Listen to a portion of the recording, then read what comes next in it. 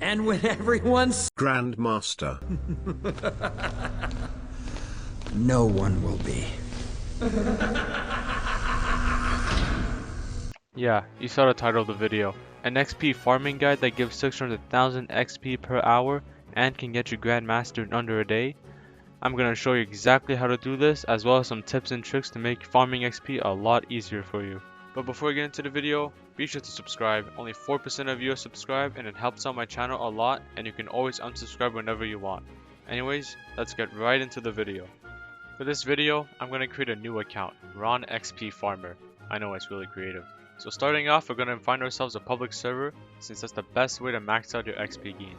If you want to do this in a private server, it is a lot easier, but you'll only be making a third of the XP for anything you annex. Ideally, you want a dead public server that's also pretty young, so you don't have to deal with the capturing of high population cities, which will just increase your war exhaustion. Like this one, which only has 2 players, but the server is 2024.